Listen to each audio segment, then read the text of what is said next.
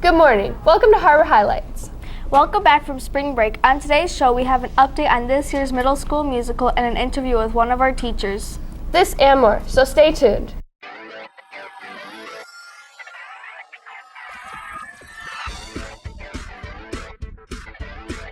Eighth graders, we are getting closer and closer to, that's right, high school. Are you all ready to finish strong? You are all starting fresh, and you have the opportunity to show the best you can be. Now join us in saying the pledge. Please rise. I pledge allegiance to the flag of the United States of America and to the republic for which it stands, one nation, under God, indivisible, with liberty and justice for all. Thank you. High School Student Senate is in the process of gathering the names for voting. Soon, 8th graders will be receiving an email with the link to vote who you want to represent our 9th grade class. Now, over to this week's general announcements. Hi, I'm Jocelyn. And I'm Olivia. Coding Club meets Tuesday, April 12 at Mac Bay. This month's tardy competition is with your 6th hour, so make sure you are getting to class on time. There are a few more zoo passes in the office if you want a free pass to John Ball Zoo this summer. Many of our middle schoolers are practicing for this year's musical, Into the Woods. Here's Miss Deer to tell you more. Hi, Miss Deer. May we ask you some questions about the middle school musical? Hi, Max. Of course you can. What musical are you doing and what is it about? We are doing Into the Woods Junior, and Into the Woods is a story about a witch that used to be beautiful but is now ugly, and this came as a result of a baker and the baker's wife, so the baker's family once upon a time, and the witch has placed a curse on the baker and the baker's wife, saying that they cannot have any children, and the baker and the baker's wife want to, so they are charged with finding 4 things for a witch's potion.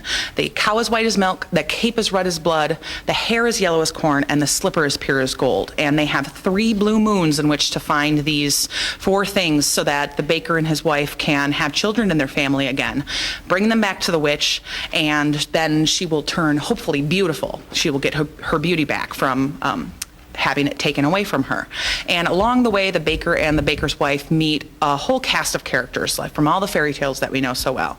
Cinderella, Jack from the Jack and the Beanstalk, Little Red Riding Hood, the wolf, Rapunzel, the princes. So they made a whole array of characters on their journey to get these 4 items for the witch. What are the main roles? The only main role I can think of is the cow, because everybody wants to be the cow. He's the star of the show. He never says a word. We can't even tell it's a kid. Maybe it won't be a kid. It might be a prop.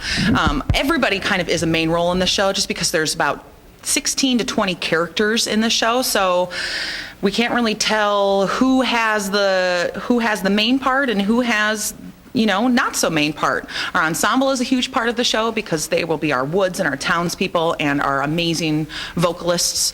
So it's hard to say who the main roles are. There's a lot of roles, so if you want to see a lot of kids doing a lot of things, this is the show for it. Why should people go see the show? People should go see the show because their friends are going to be in it, and because it's really good to support fine arts and West Ottawa theater. There's going to be a lot of middle school students taking the stage in a few short months, and the show is extremely entertaining with very, very good music, and it's quite funny too, so you will be entertained without a doubt. When and where is the show?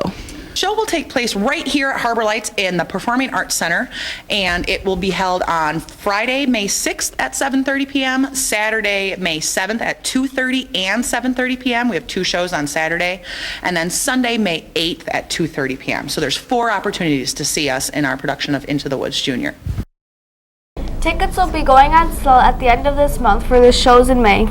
Now, over to sports for this week's games. Hi, I'm Jackie. And I'm Layla. First for boys tennis, the white team challenges Grand Haven Whites Pines on Thursday, and the black team is away Tuesday against North Rockford. Track has their first meet next Monday.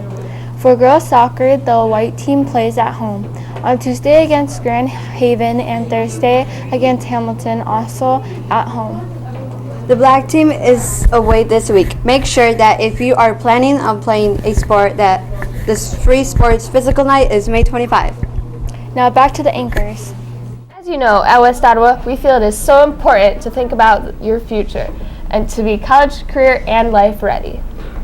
We have had the opportunity to hear a few teachers tell their story and experiences with picking the right college. Here's 8th grade social studies teacher, Mrs. Moffat, to tell you about her college experiences. Let's watch. Today we'll be interviewing Ms. Moffat on college experience. Why did you want to go to the colleges that you applied to? When I was in high school, we didn't have the counseling departments that you do, so we didn't even talk about going to college till our junior year, and then we were kind of on our own, filling out all the papers.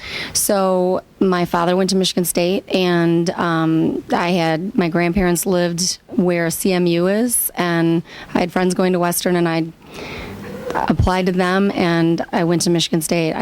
I wish I had the kind of knowledge and resources you guys have to look at programs and everything. It just wasn't available to us back in, 1920. Have you always wanted to be a teacher, and why? I went to Michigan State University and got a degree in finance. When I graduated, I had an opportunity and took off to Europe and lived in Europe and traveled around. And when I was there, I realized I was passionate about history and art, and that I loved helping people reach their potential. So I came back to the United States, and long story short, I went back to school. I went to Grand Valley State University and got a degree in history and a degree in arts and education, and I love what I do. It's never boring. Did you get any scholarships, and what colleges were they for? Again, we didn't have resources on applying for that, so we were doing all our paperwork on our own, and I got, I think, about $600 for books at Michigan State, and then I did get some scholarships to put toward dorm fees and such, but not much. Not much at all. But again, it was just not having the resources available to figure out how to do all the paperwork today. What advice would you have for someone considering college? My advice would be to do everything you can to figure out what you like. So visit businesses, different careers, and just enjoy and experience different settings. And once you find something you love doing, then contact colleges that have those programs and find out about the programs they offer and ask what they're looking for in your high school, so that you get your transcript organized to be prepared to go there. But I think the key is finding out what your passion is and then finding the college that has the best program for what you love to do. Thanks so much, Mrs. Moffat, for letting us interview you. She is correct that there are many resources available to you and to help you make choices for your future. But the first choice starts with you, like our PBIS lesson talked about. We have 44 days left for the year. Are you ready to finish strong and be unstoppable? Make this the best marking period yet and show yourself how great you can be. For show. Check us out on SchoolTube and like us on Facebook. Have a great week. Bye!